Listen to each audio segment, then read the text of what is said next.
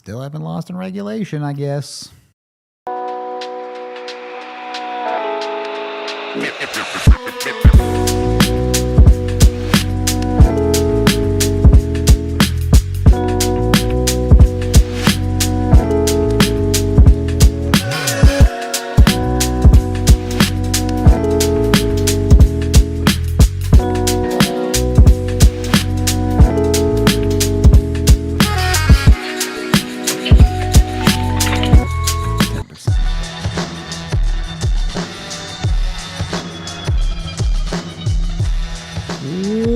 Welcome into the DNVR Avalanche post-game show presented by Bet365. The Avs fall to the Carolina Hurricanes in the shootout 5-4. J. Mike and Rudo coming to you live. We'll break it all down.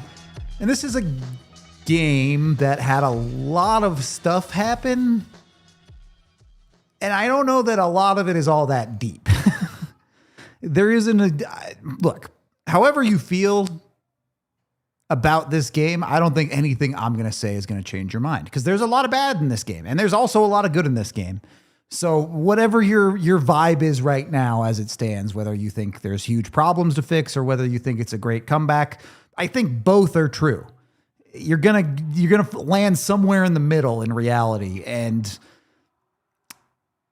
I just wish that it was a closer game from the start. And this is where I get into, like, some of this isn't that deep.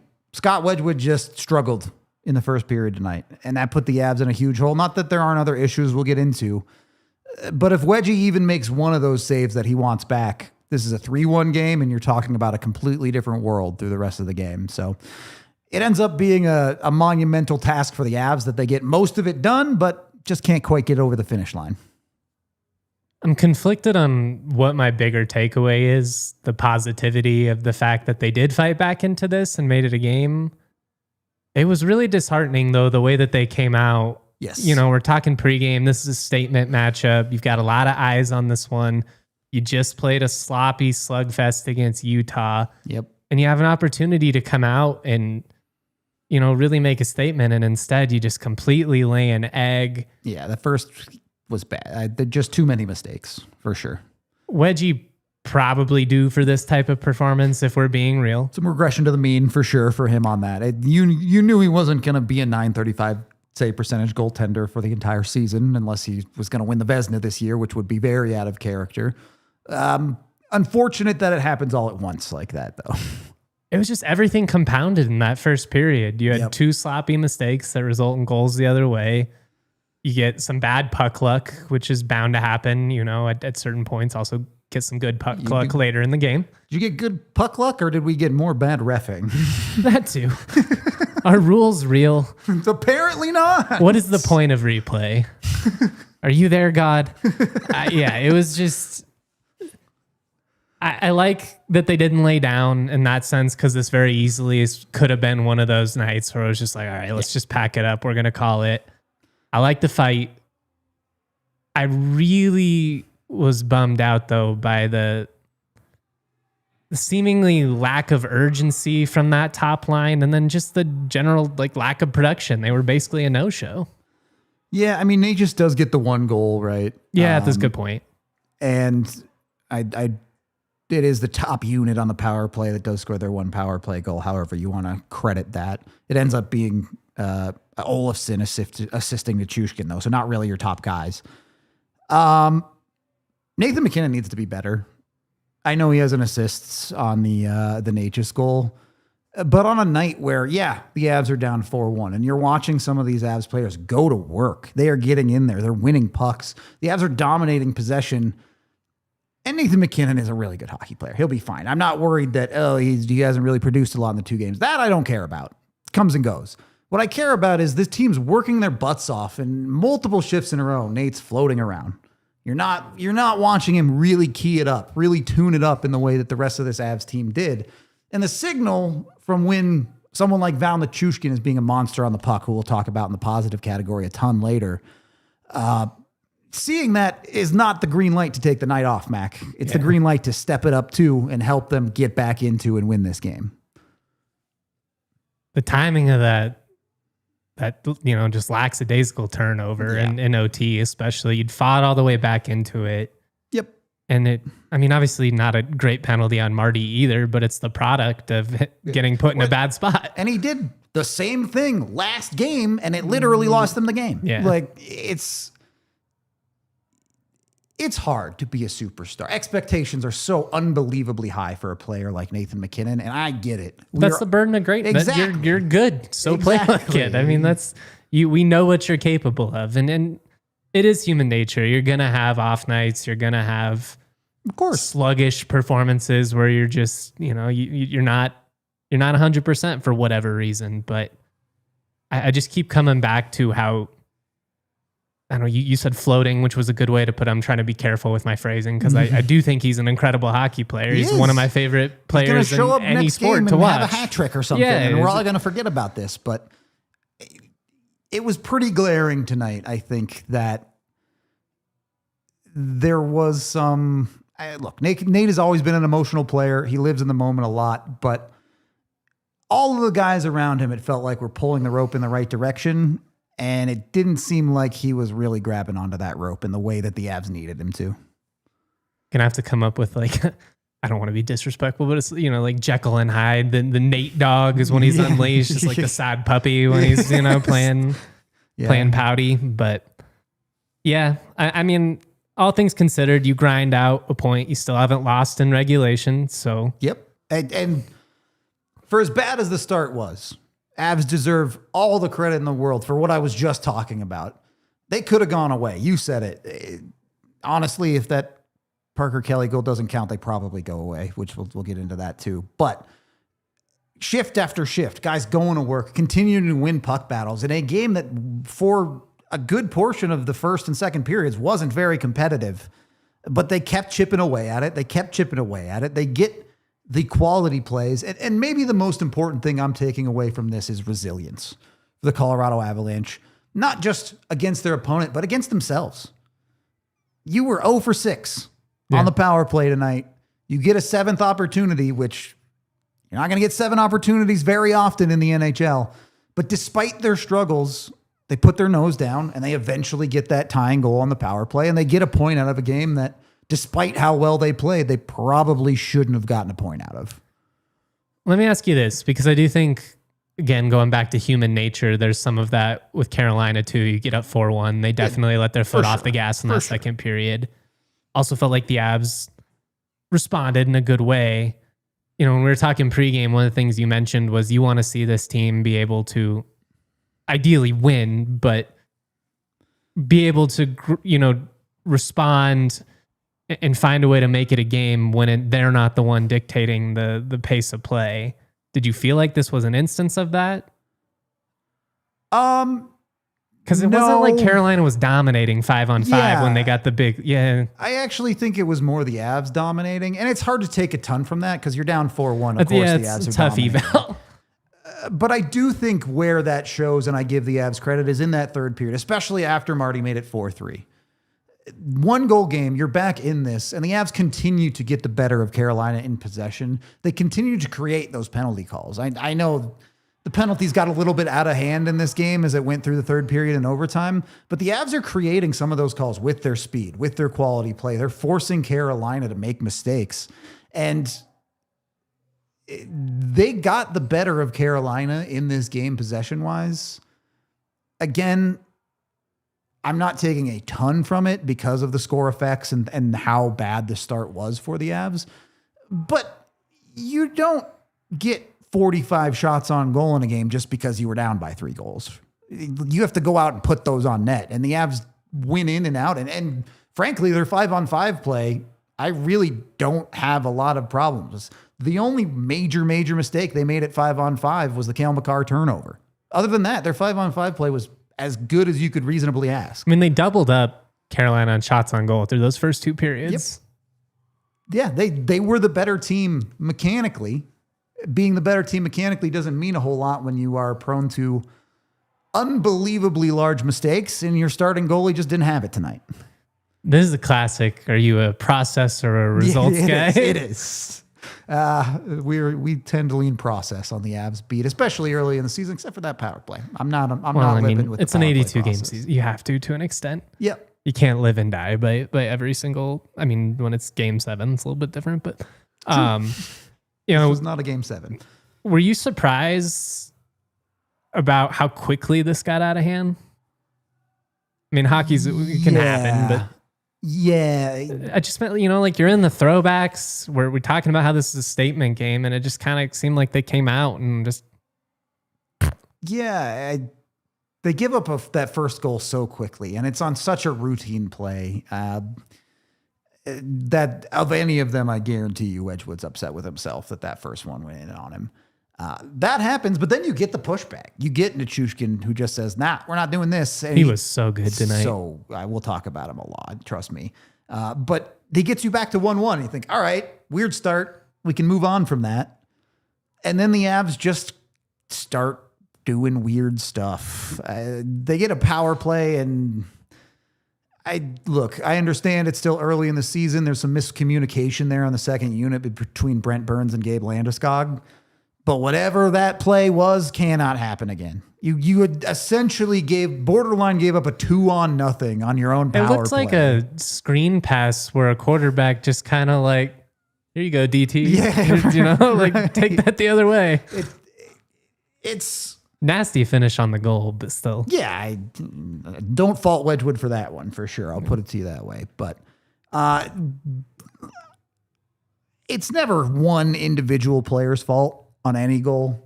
Not your goalie, not your defense, not anyone. Landy and Burns, there has to be something there. Whether that is Landy head checking the top of the blue line to see that Burns isn't there, or Burns telling Landy, I'm pinching, so Landy knows he's not there. Either way. I think that's just a lack of experience together. Yeah, there is definitely some. Burns has not been here that long, and the second unit doesn't play that much.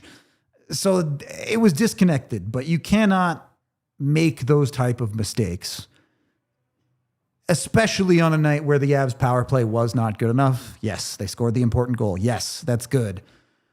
But the Avs power play went from, hey, they've played pretty well this season, they're just not scoring, to this might be a problem tonight. Off of that, and we might have to continue this conversation post-break, but does the Avs power play need a significant shakeup? You said at one point when they didn't capitalize, even if it's next game, put the fourth line out there, make a statement. Yeah, I mean, Eric Lacroix, our guy, used to talk about stuff like that all the time. Like sometimes you need to shake it up. I mean, they kind of did, right? Who scores the power play goal? Val Nichushkin, yeah. Right? And that is likely more Bednar riding the hot hand in this game than anything. But yeah, you can't. Even if the process was good, at some point, you got to find results. A sub 10% power play is not acceptable in the NHL. I don't care if you played 10 unbelievably good power plays in a row. You have to find a way to score.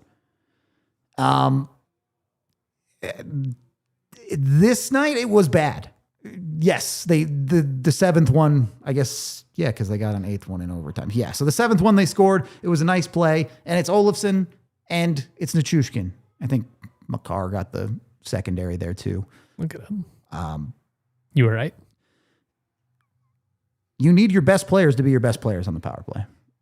You need Necas. You need McKinnon to produce for you on the power play. And it took 6 power plays of them failing for 2 other guys, one of which wasn't even on your PP1 until tonight. And they score immediately. There should be some flashing alarms going off here saying, we can't keep living like this. How much do you contribute to coaching change and just stuff like that? Some, again, part of this is the Avs have not gotten some good bounces at times on the power play where pucks haven't gone in or goalies are making saves, which, by the way, Freddie Anderson, another goalie who has the best night of his life against the Avs. But you should be capable of overcoming that at a certain point. And the Avs end the night back up above 10% with the goal that they get. But you cannot go for these long stretches where it does not look like you're doing the right things to score. And you were 6 power plays through this game, and the Avs had 8 shots on goal across all 6 of those power plays. You're barely averaging over 1 shot a power play. Is it too predictable to you? Is it getting too cute? Like, what's the core issue here? Tonight, they had a lot of issues getting into the zone. And I think more than anything, that's just stubbornness. The Avs have exactly one way they like to enter the zone, which is Nathan MacKinnon carries across and dumps it off to the corner point. And Carolina had that read all night. They were breaking up plays because they know that's what the Avs like to do. You need to be a little bit more creative with your entries there. And look, I get it's a power play. You don't want to actively dump the puck in, but you need to at least keep them honest and saying, if you guys give it to us, we're going to take the middle. And then once they're set up in the zone, it's just too passive.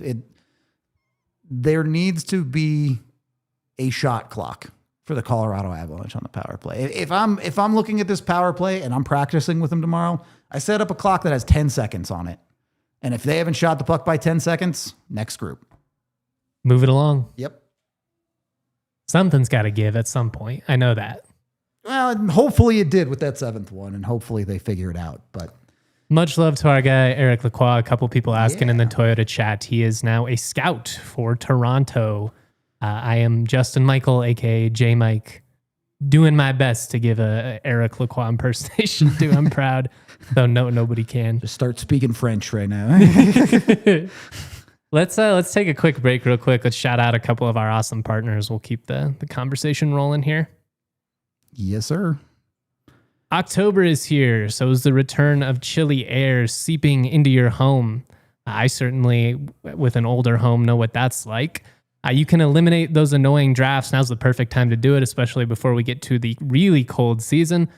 And our friends at Window Nation are offering a sweet deal this month. When you buy 2 windows, you'll get 2 for free. It comes with a lifetime warranty on all their windows, so you can relax knowing your home is protected far into the future. You can make no payments for 2 years, which is pretty cool. No down payment, no interest until 2027. That's a huge deal, especially with the holidays coming up. I trust Window Nation for a variety of reasons. They got an A+ rating from the Better Business Bureau and a 50-point inspection of every window before it leaves the factory. Get started on your free estimate before October 31st to save big on your replacement windows. Schedule a fast free estimate now with the pros at Window Nation, windownation.com. Once you got your windows put in, you need to open up the betting window with Bet365. They're an official partner of the Colorado Avalanche, and they are the presenting sponsor of our show tonight. So jump in with them. Use the DNVR 365 code when you sign up with a new account. Put $10 in your account. Bet $5 on anything. Win or lose that bet, you get $200 in bonus bets. That's $200 of free money to play with. If you hit your bets with those and you win, cool, free money, awesome. If you don't hit your bets and you miss, it was free money, so who cares? You're winning either way. Download the Bet365 app with the QR code on screen today. Jump in, have some fun. Make sure you use the DNVR 365 code. And of course, when you do gamble with Bet365, you must be 21 or older, physically located in Colorado. And if you or someone you know has a gambling problem, call or text 1-800-GAMBLER today. Second period, the DNVR Avalanche podcast. I don't know. I don't know how you fix the power play, in part because I don't think it's that broken. But you can't sit here in this game and say, that was good enough. You score another power play goal in this game and you win. You don't give up a shorthanded goal in this game and you win. Is it as simple, though, as saying... No, we probably just don't have a large enough sample size, and that if you keep this process over the course of an 82 game, the results are probably going to even out. Far better than the 11% or 12%, whatever they're at now. I guess I just come back to, and I think coaches have to operate this way. Bednar certainly is a big process-oriented guy. But I covered Nico Medved for a long time. He's now the Minnesota men's basketball head coach. Was at CSU for like 7-8 years. Good dude. But he was one of those guys who was always very even-keeled. After a big win, crazy game-winning shot, very Bednar-esque. It was great. When they lost, sometimes it's as simple as, those were open threes. They just didn't go in. And I kind of wonder if that's essentially the mentality that they have right now in that locker room of, yes, we know it's bad. It cannot continue to be like this. Obviously, we have to produce. But, I mean, you could potentially compound things and make it even worse if you try and shake things up and it goes the other way. I don't know. Like, I don't know how much stock to put into this right now. Like, this obviously is not sustainable, but it's not a train wreck either. You have to find something that works. It doesn't have to be some massive, oh, we're going to redo our whole systems and we're going to take all the best players. It doesn't have to be that. But it also can't be, we're comfortable passing the puck around for 50 seconds and getting no shots on goal. There's a middle ground you can find here. And McKinnon has been doing this for so long on the Avs power play that there's a certain element of they're just going to play how they want to play. But you have to get in their ear at some point and say, if you guys aren't shooting pucks, we have to make a change. That's the only thing I'm really focused on here. The ups and downs of a power play in a year, it's frustrating, obviously, because the Avs have started so cold this year on it. That makes it easier to say, oh, well, it's horrible. Be honest. No one believes the Avs power play is a 10% power play. Ask anyone in the league and they'll say, yeah, they're on a cold streak right now, but they're not that bad of a power play. And at the same time, you want to see it be important. I think that's the biggest thing. Last year, the year before, the Avs actually ended the season with like a 24% power play. It's not like their power play was bad across the season. Yes, it was bad in the Dallas series, and that sucks. But their power play was actually okay. Where it struggled was scoring on big power plays. It really, really struggled last year to score 1-goal game, third period. You can put a game away, or you can get a game tied. When it really mattered. Yeah. When you need it, it didn't come up big for them often enough. And while they did get that you need it goal on the 7th time of asking in this game to get a point, you don't get credit because you got the 4th power play of the third period. Like the first 3 failed. It felt like you missed that moment and then you got bailed out by another penalty. So I'm not giving them the credit for, oh, the power play saved the day on this one, because it should have saved the day 3 power plays earlier. I'll tell you what, nobody, and I mean nobody, stops the Avalanche on 8 straight power plays. Straight, baby. No, you can stop the 8th one later, but they're getting one in there. This was such a weird game. It was very weird, top to bottom. I will say special teams credit to the Avs penalty kill. They kill 5 power plays, and I know... Especially late. Yeah, and I know Carolina also is horrible. Their power play is worse than the Avs to start this year, so... It's not everything that the power play is bad. Little perspective for you. Yeah, exactly. But the PK went to work. They got the job done. Some of that is credit to Trent Miner coming in and being great. I'm sure we'll mention him a little bit more. But the Avs continue to have something they can lean on in special teams when it comes to their penalty kill. They didn't get scored on tonight. The Avs went even on the special teams because the power play gave up a goal. Worse than the penalty kill at stopping the other team. So they do... The bottom 6 guys really do deserve a lot of credit for the grind they went through, including they killed the penalty in this game with both Jack Drury and Brock Nelson in the penalty box. Like 2 of their better guys in the unit. Who needs centers? Can you just turn down a power play? Can we just say no, felt thank like you? They should have a couple of times in this game. It really did. I do think we have our call in here from Bailey Curtis, the courtesy call live from Ball Arena. Bailey, thank you for joining us on this one. Wow, you get your own branding and everything. Harrison was really proud of that one, I will say. Bailey, obviously a roller coaster of a game. Where did you fall on this one? Respect for the great comeback or anger for the early struggles? I think it falls more on the latter for me, and that's kind of the vibe in the locker room as well. Yes, there is a belief that this team is resilient and they can come back in gritty ways, but if you can't play a full 60, that's not going to win you hockey games. And that's kind of where I'm sitting, is the Avs are in a situation right now where they're learning that too little too late is not always going to save them. It might have been a couple games last year. It's not going to work all the time, and especially in the last 2 games against the Mammoth with a late third period push, and here finally finding their game somewhere in the second period. It just wasn't it gets you to overtime, yes, but without falling apart in the first period and not quite being able to find their game. I think if they're playing a much more dominant game through all 60, overtime's not really a concern. True. Were you surprised by the sluggish start in this one? Just given, you're in the throwbacks. Carolina's a great team. You've got multiple former Canes on the roster. And man, those first 10 minutes especially were rough. Yeah, it was hard to watch. And as much as I want to say that I was surprised, I can't say that I was as surprised as other people might be, just because you're going against a somewhat injury-depleted Carolina team. And I think the Colorado Avalanche are starting to fall into this really weird habit of playing down to opponents. And that's kind of, I think, where you start to fall victim to. Yes, they're missing their best defenseman. They're missing a guy who's running the top unit on the power play. And yet they're still proving to be a dangerous team. So there's maybe something to be said about them kind of playing down to that. And then going into the second period, realizing, no, they are still a dangerous team. This cannot happen. I apparently can't read English when I open up the NHL rulebook, Bailey. Can you explain why that goal was allowed to count for Parker Kelly?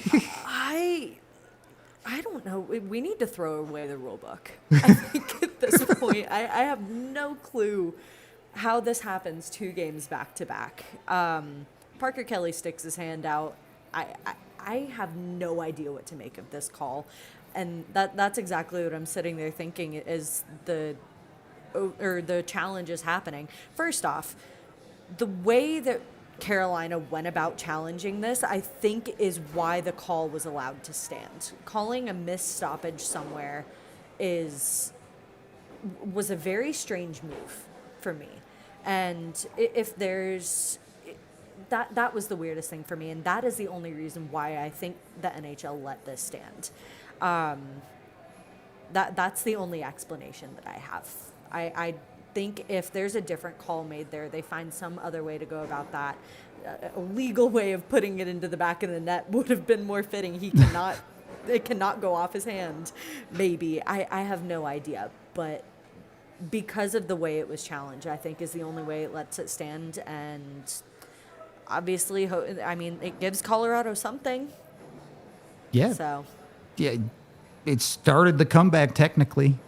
Yeah. They needed all the goals they got. Sometimes it's better to be lucky. True enough. And maybe that fluky situation is a weird blessing, or I don't even know how to put it. But if that's what gets you on the board and you can find momentum off of that, take what you can get, and that's exactly what the Avalanche did.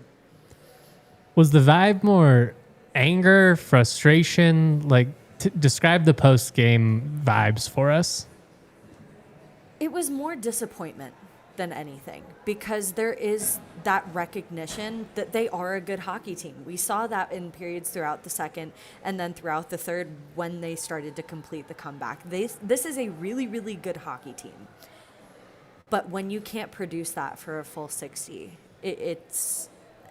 Again, I don't know if frustrating is the word to use. I think they're just disappointed they weren't able to find their game earlier. And that's exactly the vibe that I got from Bednar too, is it's just wasn't there. And it needs to be better. You win as a team, you lose as a team, of course, but how much onus gets put on the leadership for this game? Not because of their leading, but directly your captain has a terrible turnover on the power play, leads to a goal against, and then Cale Makar has a bad turnover in his own zone that leads to a goal against. Do the top guys put this on themselves? I think so. I was going to say, I don't think there's, because of the respect in the locker room, I don't think anything comes out of pointing fingers anywhere, but I think there is a little bit of self-blame to be put here.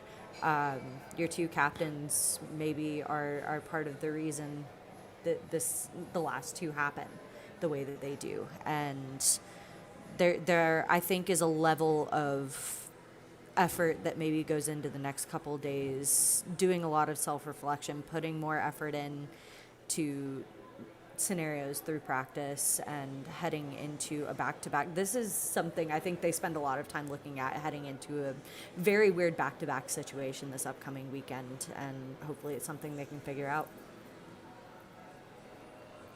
Who gets the most credit for the Avs at least getting a point out of this game? Is it Val Nichushkin or is it Trent Miner? I've got to give that to Trent. And this is something Bednar mentioned in the post game that I'm sure will be played later. But he doesn't necessarily put all of this on Scott Wedgwood. There is a more levels to this, I think. Comes down to finding a spark for your team. Obviously, the goaltending change had something to do with it. You see the Avs start to build their game from there. At the same time, Wedgwood does need to stop one. That's exactly what Bednar said. And I remember looking at that last goal, and I'm like, there's something that needs to be done there. And I'm trying to reel that back in a little bit, just because Scott Wedgwood has come up in big ways for this Avalanche team so far. A lot of effort has to be given to Trent Miner for his performance tonight. He played an incredible game, especially considering he has not played a single minute in the regular season so far. So to come in off the rust and be able to perform the way he did, I don't put this loss on him at all. I give him a lot of credit for being able to be the spark that helped the Avalanche come up. A big performance from Val Nichushkin certainly doesn't hurt, though. Yeah, the goalie situation is the easiest night to talk about of any of the positions for me. Wedgwood, just forget about this game. Yeah. Things didn't go your way in the first. Don't worry about it.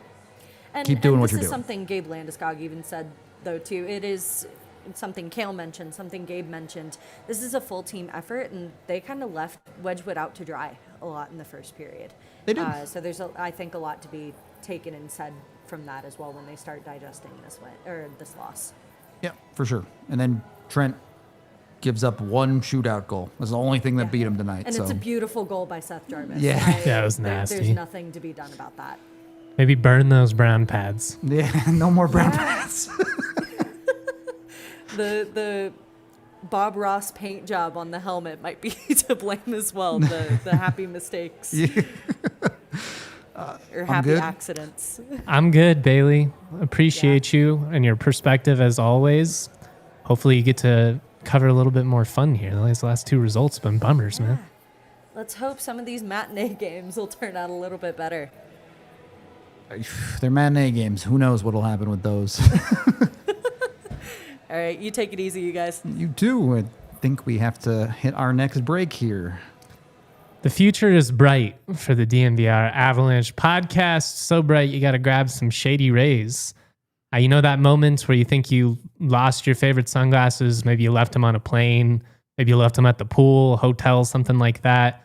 You're already on the road. They're gone. You know what I mean? You can do the whole song and dance. Oh, hey, have you found my sunglasses? They're never going to find them.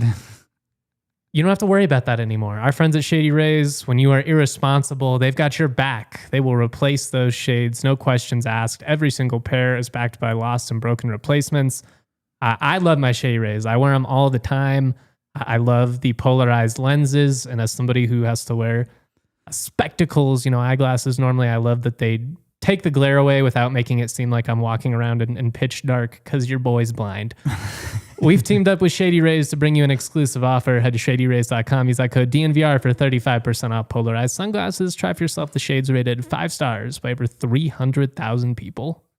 Jump in, too. You're going to need these glasses for all the matinee games when you're driving home at 5 p.m. when the game's over or whatever. So hopefully in a Toyota. Exactly.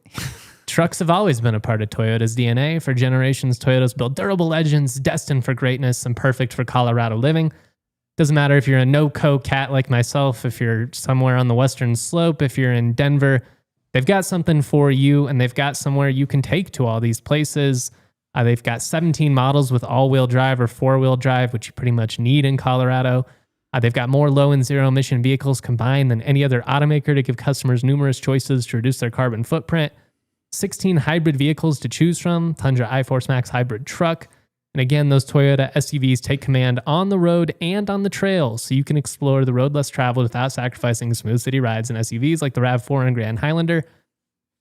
Visit your Front Range Toyota stores at a location near you. AutoNation Toyota, Arapahoe and Centennial, Corwin Toyota and Boulder, Groove Toyota and Littleton, Mountain States Toyota and Denver, Stevenson Toyota East and Aurora, and Stevenson Toyota West and Lakewood.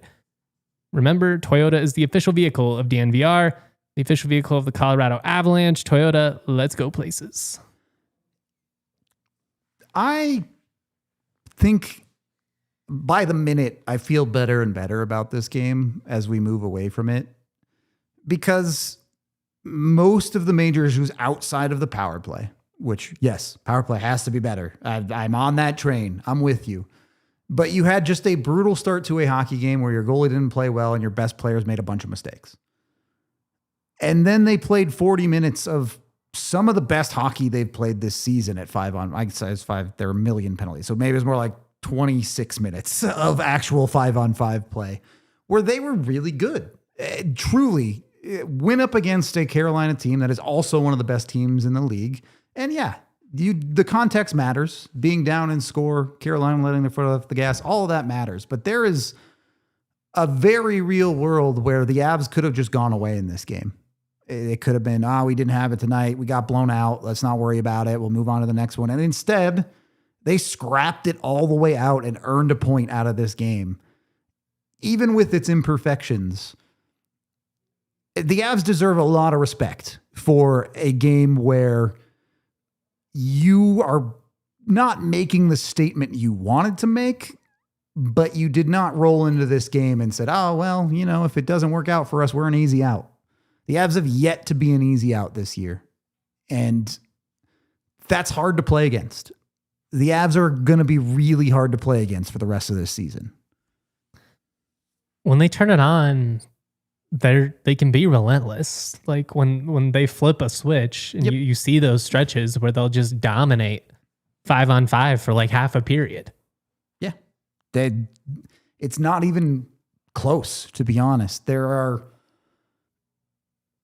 multiple games this year where it feels like, okay, if you get a break here or the goalie isn't standing on his head there, they could have scored 6, 7, 8 goals multiple times this year, and it hasn't worked out that way.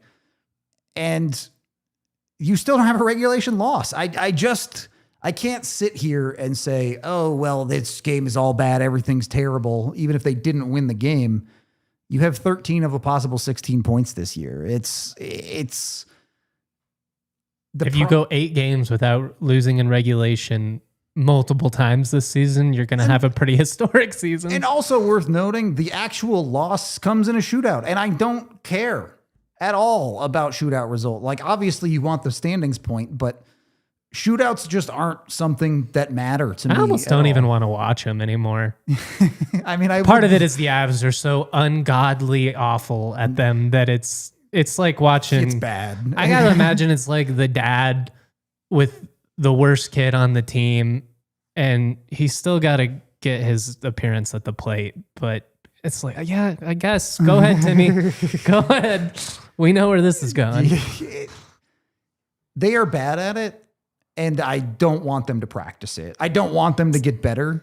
It's not going to dictate if you win a cup or not. Right, exactly. The Avs are in a place where, again, they have 13 of a possible 16 points. Would be more fun to win some. No one is sitting here worried about, oh, the Avs are going to need that point come April. Like, they're squeaking into the playoffs. No, they're going to make the playoffs. And in the playoffs, you don't end up in a shootout ever. That's a good point. The Avs, even... You play real hockey in the postseason. You do play real hockey, and even in overtime. I don't like overtime much either. I mean, this game's overtime was extremely weird. But, yeah, I like what 3-on-3 used to be. It was at least fun. Now they've coached all the fun out of it. And well, that's what I was going to say. Now it's turned into like play keep away. Oh, it's yeah. If it was just chaos out there, it'd be more entertaining. But I mean, if you played 5 more minutes, if you extended the 3-on-3 overtime to a 10-minute overtime, like surely 90% of games would end. Like, it's not worth, whining over in the regular season. I get it. We're trying to get through these games, move on with our lives. It is what it is. It's just, I'm not going to be upset about a game where it's like, well, the Avs lost in overtime or they lost in a shootout because they didn't lose at hockey. They lost in the skills competition. Like, I mean, Miner going 2 or 3, that was fun. He was good. He's good. Not the only reason, but one of the biggest reasons they were even in this game. Yeah, I fully agree. He came in and expectations were low and he kept it together. Did not give up a single goal. I know he's going to have a goal against on the stat sheet because shootouts are dumb, but didn't actually give up a real goal. Did he surpass expectations? I mean, just given his lack of NHL experience to be in that spot, it's not the easiest. Yeah, I think I'm less worried about the actual quality of play, which was good. That's not what I'm saying, but I think he showed a lot of poise and calmness down the stretch of that game with last crazy, 2-3 minutes. Crazy penalties getting called against your team. You're going to need to make a big save or two, and he does. That's NHL mindset, and I don't think he's a long-term option for the Avs, not because he's not good enough, but because they have other stuff coming. But credit to Trent Miner. If anything, I don't know if they were planning to give him a start of the back-to-back before. I assume they were, but if they weren't, he just changed their minds tonight. Were you surprised? And I guess we're going backwards a little bit here with this, but just on the topic of goaltending. Were you surprised at all that Carolina kind of took their foot off the gas? I mean, you're up 3 goals. That's human nature. But especially when you'd made the goalie change, like I feel like if I'm Carolina there, I'm thinking, man, if we just put one more in, this game's over. Yeah, I expected more in the third period for sure. The second period, yeah, that's kind of natural to let your heart off the gas. And you see the normal story of a hockey game that doesn't have a crazy comeback is they let their foot off the gas. The other team scores 1 or 2, makes it close, and then the leading team gets that next goal and it puts it out of reach. And Carolina never got there, partly because their power play also bad. Definitely did not help themselves there, but also the Avs did a good job of never letting Carolina get that momentum back. The Avs did plenty of stunting their own momentum on the power play, but there was never that play where it felt like, oh, there's the big mistake, and now Carolina goes the other way. Potentially bad review. I know a lot of people in the chat pointed out they saying like the hand motion is the deflection is what it's being counted as. My thing is like he clearly tries to play the puck with his hand. Yeah, it looks pretty obvious. I'll take it. Give me the point. Right. I'm not going to complain. I just want the NHL rules to be better. That's all. But I mean, you give up that goal, you give up a million penalties if you're Carolina, and obviously Davs did very little to capitalize on that. But I mean, you do deserve being able to keep some poise in that scenario, especially when it becomes 4-3 and then they tie it. Like, that's an easy situation to really let things snowball on you. Yeah, and I think this is a decent note to make because, in the second period, especially, score effects are helping the Avs dominate that Carolina team. But in this third period, where they only played 9 minutes of 5-on-5 time, which is crazy, nonetheless, the Avs outchanced Carolina at 5-on-5, 5-1, and high dangers were 2-0. So playing from behind, usually that's a team that's taking more risks. That's a team that's going to leave some openings for Carolina to capitalize on when they're trying to drag that comeback into reality. And it just wasn't really there. The Avs locked their game in at 5-on-5 and played great through those stretches. Again, weird game, lots of power play time, so it was choppy and broken up. But I can't understate the credit they get there because we do this thing every year where it's like, oh, well, the Avs only do good against the bad teams and then they lose to the good teams. And they did lose this game, but it's not like the Avs looked bad for 40 of the 60 minutes tonight. No. Yes, they looked brutal for parts of that first period. Yes, the power play looked brutal, but you have to give it balance on both sides. You can't just say, here's the bad stuff. Let's not talk about the good stuff. No, I think that's fair. I mean, it's are you process oriented or results oriented? You didn't panic. You found a way to get the point at home, which is big. Yeah, it's nice. Again, while the loss sucks, you don't want to be happy with a loss. Anyone who's watching the Avs game isn't coming away with like, oh yeah, this team's super beatable at home. It's like, oh God, they're super hard to close out. Yeah, I mean, if anything, I think if you're another team, it's they still pull out a point when they're that bad. Right. Just when they start a game that poorly. Again, it wasn't awful for 60 minutes or anything like that, but you watch that game get to 4-1, and then you look up the score in the third quarter. If you switched over and were watching the Nuggets or whatever you were doing, you're probably thinking, how the hell? What happened here? What? Yeah. It's... Their team, you got to double tap for certain. You got to. And even then, if Val Nichushkin decides he wants to play like that, who can stop that guy? I mean, there's a lot of people that stepped up and worked hard in this game, and the whole team deserves credit. But Val Nichushkin was leading the ship on this one. It's not McCarr, not McKinnon, not even Necas who scored a goal.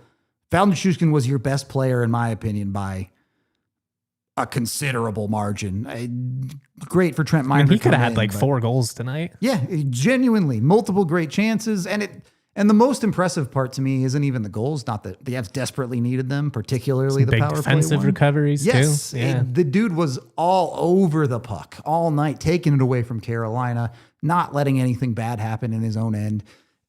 Just the unfettered will to say we're not losing this game came from Val Nichushkin tonight. I want to ask you more about Val. Let's hit our last break real quick. Yeah. Shout out these final 2 partners. Volo is Denver's most popular provider of adult social sports leagues. They've got pickup games and events. Some of the sports offered include soccer, volleyball, pickleball, kickball, basketball, cornhole, and many more. Playing with Volo Sports is a great way to make friends, be social, get out in the community. Good way to get, some physical activity in as well. We could all use a little bit more of that. Ooh. Plus, it's just a fun way to mix up your routine. You can play in Lodo, Rhino, Highlands, City Park, Cherry Creek, South Broadway, and more. Players can sign up as a free agent or a small group or a full team. There's all ability levels encouraged. All backgrounds are welcome to join. Use that code DNVR10 for $10 off any Volo Denver league. Me and my buddies played in the league, a kickball league, and how'd you do? Terrible. We're awful. we had tons of fun, but like pro tip, go buy some cleats because running on grass. So many of us just would like eat it and like tweak an ankle or something because we're Rudo. Well, exactly. With our friends Dick's Sporting Goods, of course. Stop by our local Dick's Sporting Goods for the hottest apparel and footwear from top brands like Nike, Adidas Originals, Hoka, DNVR, and more. Plus, score the latest equipment for baseball, kickball, maybe football, soccer, basketball, golf, and all your tailgating essentials. If you found a lower price, they'll match it with their best price guarantee. Get your gear fast with free curbside pickup at your nearest store or easy shipping from Dicks.com because every season starts at Dick's. I love that read. It makes me think of that Lonely Island. We like sports. football, tennis, hockey, golf. Yeah. I was never a big Lonely Island. Neither guy. was I, but I know all their big ones, but yeah. The Avs threw Brent Burns' 1500th game ceremony on the ground. We'll go with that. I might have if the Avs won the game, but they didn't. So, yeah. Kind of going back to Big Val. Yeah. Does a performance like that give you more confidence in knowing that, like, when he plays like that, more times than not, you're going to get a hell of a lot better performance from Nate and Kale and these other guys. Yeah. I mean, to me, seeing that type of showing from him, obviously there are a lot of things you've got to clean up. You got to be better on the power play. You've got to have a more consistent performance in net. You've got to have better puck possession. You got to eliminate the sloppy mistakes and be more opportunistic, a million things. But man, with these last couple of runs, less so last year, but you think back to like 23 and 24, not having Big Val and that impact that he makes for this team. I mean, if he's going to play like that. Yeah. We said in pregame, the second line has to step up and be good tonight. And while Landy is directly at fault for one of the goals, Val took that second line to where it needed to be in this hockey game. Made sure the Avs were competitive about it. I don't want to be I'm going to be negative for 5 seconds here, and then we're going to get back to the positives. Val Nichushkin should not be the best player in the game for you. And if you had someone even in the realm of Val Nichushkin's ability in this game, you win. It's both a testament to how he played and right. Both two things can be true for sure. But with that being said, The Avs, I think, have a sleeping monster of a second line that has quietly been playing pretty good hockey, but not generating that much danger offensively. And we're starting to see that wake up. We're starting to see Brock Nelson maybe not executing to the ability, but he's finding pucks in good spots where opportunity is there. Nuke speaks for himself tonight with the multiple goals and that true power forward play style of just eating dudes alive. And Landy is... Do you want more from Landy? Yes, I think that's fair. But I think a lot of people are selling that ticket way too early with Gabe this year. Seemed like some overreactions in the chat and the watch along and stuff. Yeah, which, look, I get it. You're in the moment and you just feel the way you feel. I understand. But when you sit down and look at it, there are a lot of indicators that line is going to be really, really good through the rest of this season. So I think there's a lot of confidence you can build out of this team. Yeah, you don't love that you've given up 4 or 5 goals a couple games in a row. You need to clean some stuff up with the puck again. Exactly like we said in pregame. If you have these bad puck management moments, a team as good as Carolina will punish you, and that's exactly what they did.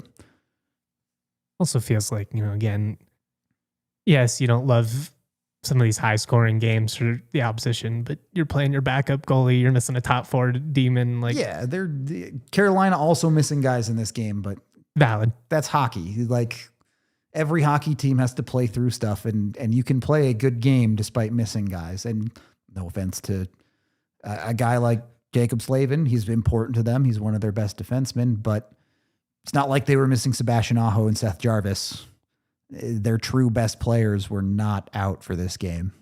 So you don't just get a free pass on, well, they were hurt, so they should suck. That's not how hockey works. Any concerns with Devon Toews right now? No, I'm really not that concerned about it. I would like him to get a little more offensive impact in. You'd love for him to get on the score sheet. I do think there was also a lot of weirdness with the lineup in this game. You saw some weird combos. Like Nelson and McKinnon were on the ice together for a shift because centers are made up and not real in the Avalanche's world or something.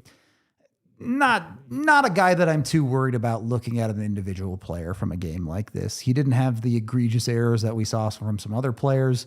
And I don't really mind, like, even from a individual standpoint, but Brent Burns was not very good tonight. Thought Sam Alinsky had some issues. Taves was the not super noticeable in a good way. Shout out Josh Manson, though. Yeah, Manson was fun today, for sure. Trying to kill guys, trying to score goals. We laughed, we cried. Yeah, that the full Josh Manson experience in one game. Still would have liked him to stay on the forehand on some of those ditchy doodles, but maybe got a little cute there. I'm some guy who pulled a hamstring in kickball, so I can't talk. Well, I strained my oblique a couple years ago when we did like a wiffle ball home run competition. So nice. We're all getting old. Do we want to get to Bedsy here before we let's wrap it do up? That. Perfect.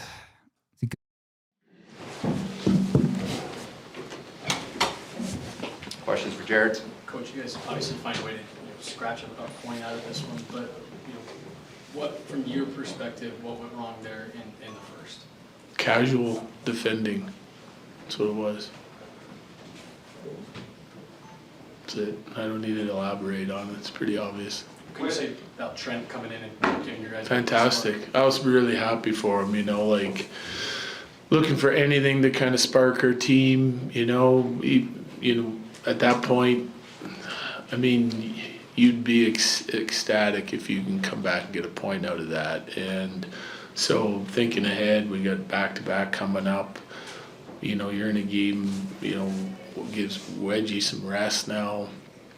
He comes in and he was fantastic. He did a great job for us. With the change from the first to the second and third, what are the positives that you're taking out of this game? Well, that's just how we got to play. That's how we got to play. That's how we do play. And you got to do it for a full 60 if you want 2 points. Was there something that Val was doing that kind of gave you the confidence to put him on that top power play unit, or were you just trying to shake it up? Yes. No. He was playing great. scores early. He was a horse on the puck early. So we're like I said, we're going to be flexible with that power play. So we make the change.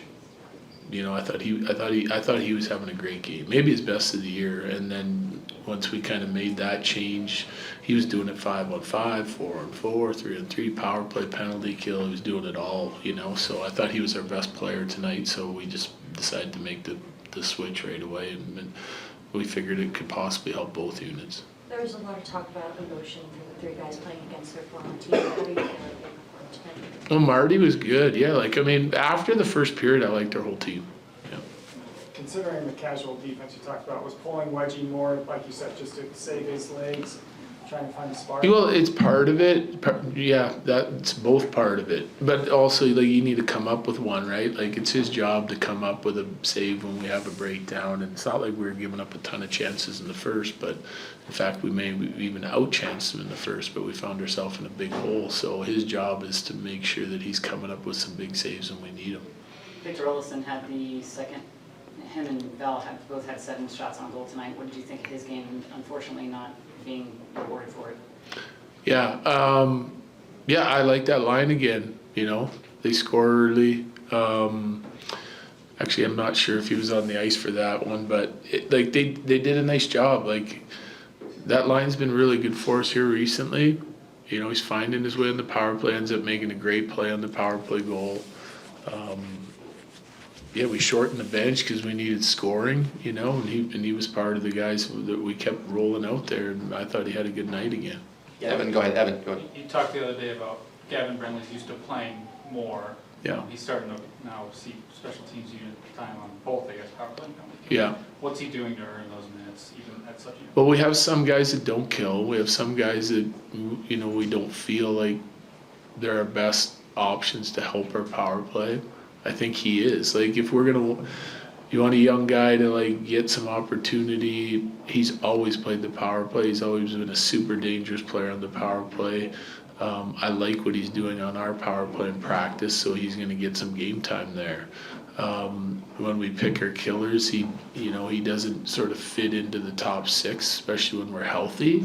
But you get banged up, you get guys in the penalty box a little bit, like tonight, some killers, and he's done a nice job through training camp, through exhibition, in the regular season, and just a couple shifts here and there. So he's the next guy up, so it's just attention to detail and doing a job on penalty killer, power play in the reps that you're given, and then it's up to us to evaluate him and get him in the right spot so we have. Eric, you good?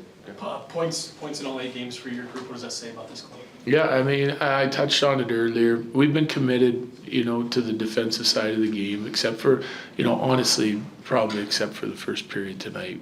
Our troubles against Utah at home and Utah on the road came with puck management stuff, trying to do too much, getting a little stubborn with the puck, and we saw a little bit of that tonight. We turned the puck over in some areas tonight where I don't think we had to. We could have put the work first, put it back down low in the offensive zone, and went back to work. It's kind of what we did in the second period tonight to get us rolling. It's what we've done when we've been successful. So we're still figuring out our identity and exactly how we need to play to have success. I think they know it, but the more you kind of see it and go through it, the more they'll buy into it, or the easier it'll be to get them to buy into it. So we're doing lots of good things. We're playing hard. After the first 20 tonight, that game, we could have rolled over and went away, and we didn't. We get a big point out of it. Finish with Evan. You back-to-back this week. Will McKenzie go on the trip with you guys? I haven't decided yet. Okay, thank you. Okay, thank you.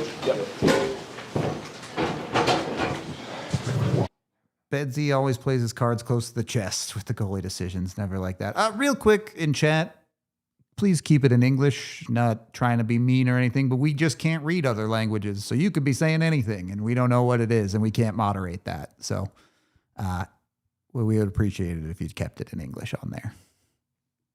If you want to respond, it's pretty tough. Let's get to our super chats. We'll wrap up with some final thoughts on this one. I don't think there's any point in beating a dead horse. The power play needs to be better. The top guys need to be more consistent.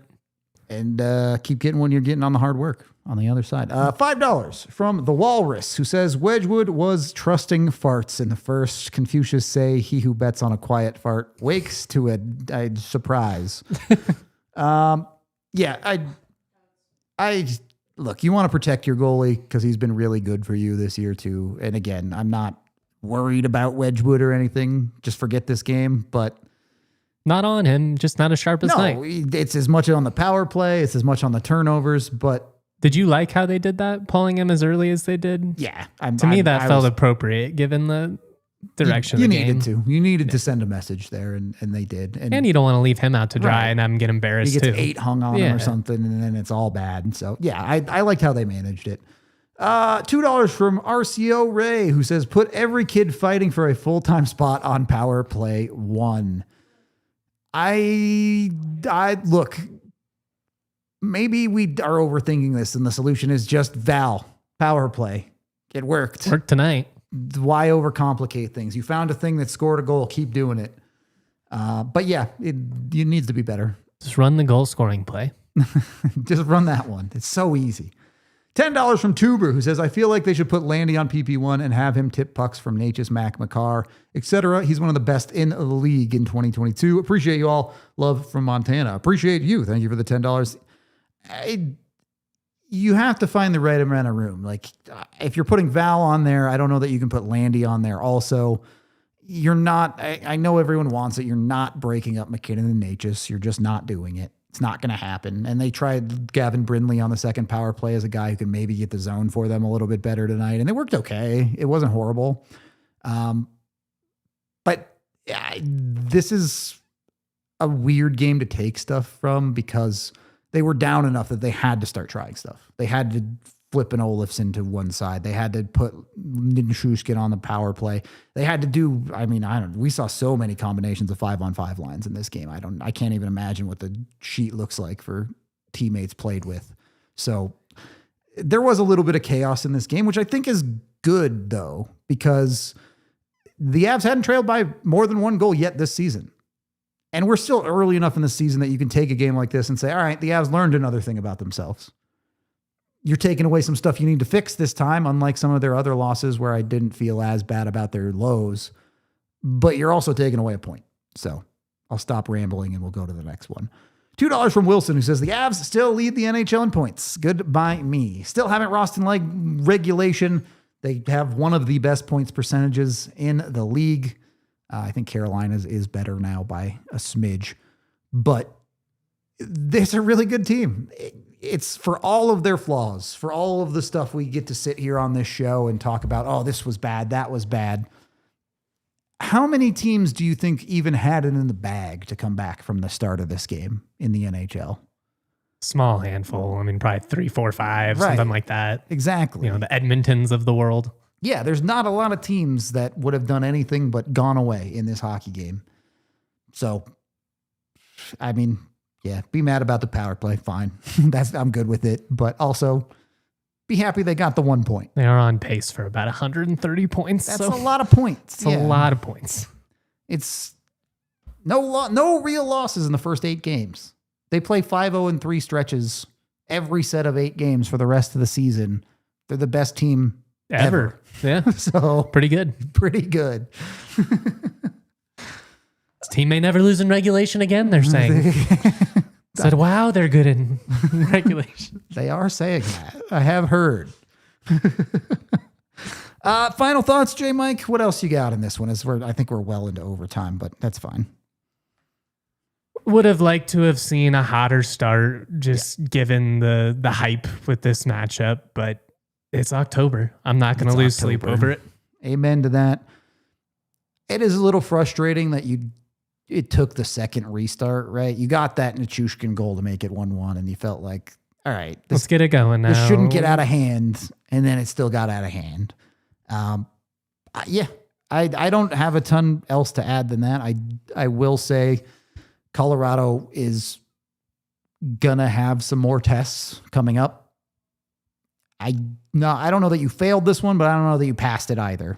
You're left somewhere in the middle. If you go win against New Jersey and Boston, I guess Boston first this weekend, The easiest way to put away a loss is a win. The Avs have technically lost 2 in a row now. Don't let it become a losing streak. Simple as that. We'll leave it there. We are going to get out of here for the night. We hope you all enjoyed or at least got your anger out. That counts too. We appreciate you. This has been the DNVR Avalanche podcast presented by Bet365. We are off tomorrow, so we'll see you for the matinee game Saturday. We all silly like the mayor.